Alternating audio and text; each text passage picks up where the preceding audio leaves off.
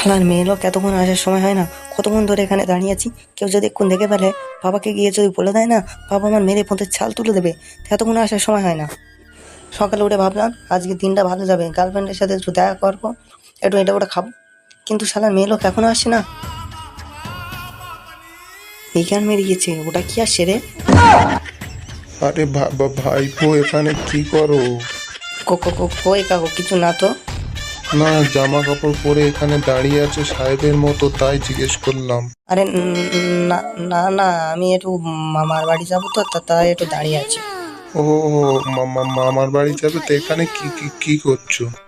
ও না কাকু, একটু বন্ধু আসবে তো, তার জন্য একটু ওয়েট করছি।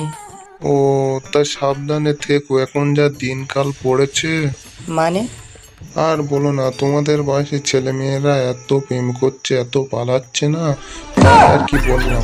আরে আমি ওরকম ছেলে না চাচা, আমি খুব ভদ্র ছেলে। হ্যাঁ ভদ্র, সকলেই তো বলে আমি ভদ্র।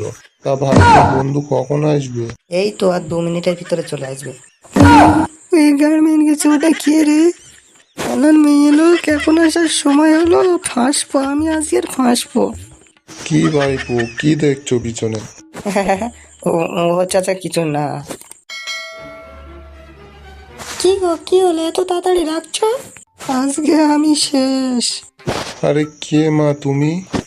আরে চাচা, আমি ওই ওই ওই ওই ছেলেটার গার্লফ্রেন্ড। বললে হলো, ওই ছেলেটার গার্লফ্রেন্ড তুমি?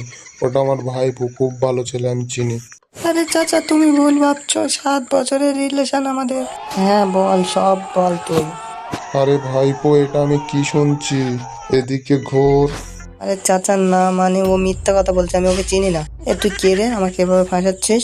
ও মিথ্যে কথা বলছে? চাচা হ্যাঁ, ও মিথ্যা কথা বলছে। আরে ভাইপো, তুমি যে এত বদমাশ, আমি তো আগে জানতাম না। দাঁড়াও, তোমার বাবার সাথে হচ্ছে। কাকা, তুমি আমার বাবাকে বলো না কাকা, বললে আমার পিছন ছাল তুলে দেবে। আচ্ছা, কেঁদো না কেঁদো না, ঠিক আছে, আমি বলবো না, তবে একটা শর্ত। হ্যাঁ হ্যাঁ, কি সত্যি, যা বলবে তাতে আমি রাজি। তাহলে শোনো ভাইপো, আমি পাড়ার টুম্পাকে খুব পছন্দ করি।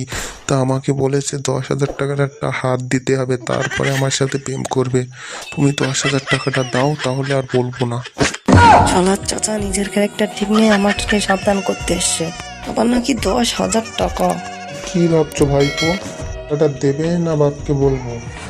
আরে না না না না না চাচা, আমি টাকাটা দেবো দেবো, তো আমার কাছে এখন নেই, আমি তোমাকে বিকেলে দিয়ে দেবো। হ্যাঁ ঠিক আছে ভাইপো, বিকেলে আমার সাথে তুমি দেখা করো তাহলে। ঠিক আছে। তাহলে আসি ভাইপো।